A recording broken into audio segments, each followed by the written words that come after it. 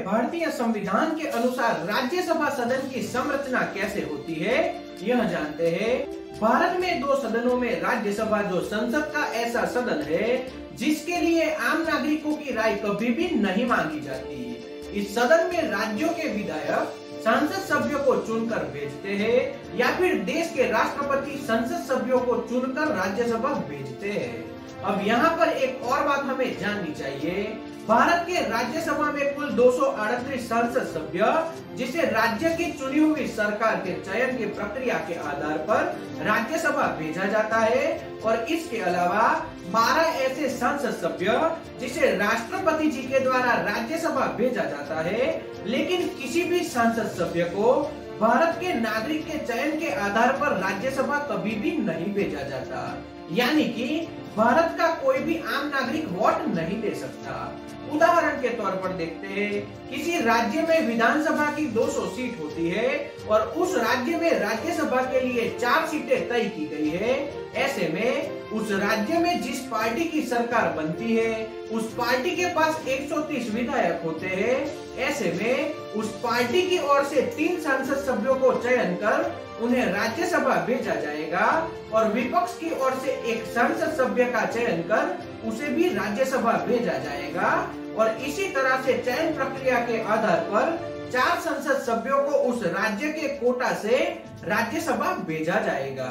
तो इसी तरह से प्रत्येक राज्य और केंद्र शासित प्रदेश की ओर से राज्यसभा के लिए 238 सीटें निर्धारित की गई है और इसी तरह से प्रत्येक राज्य से राज्यसभा के कोटा के आधार पर संसद सभ्यों को राज्यसभा भेजा जाता है।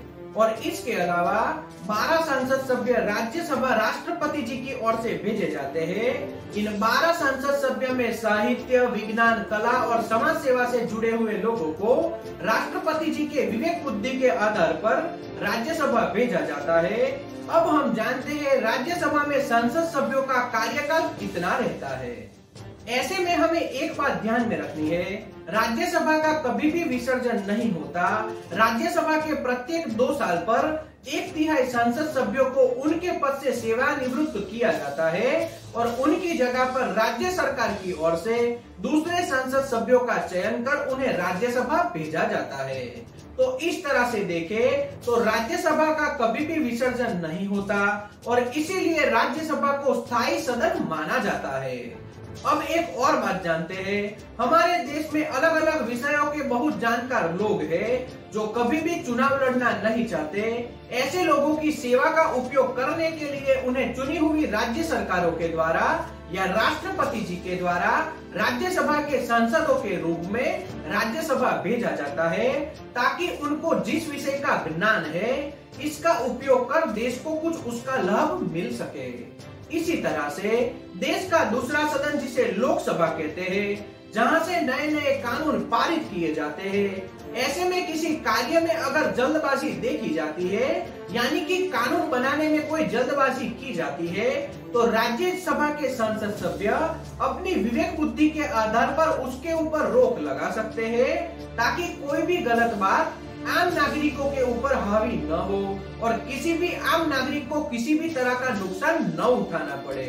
तो एक तरीके से देखें तो राज्यसभा देश के सभी लोगों के लिए बहुत उपयोगी सदन है जिसकी रचना के लिए संविधान के रचयिताओं के द्वारा सभी बातों का अच्छे से ध्यान रखा गया।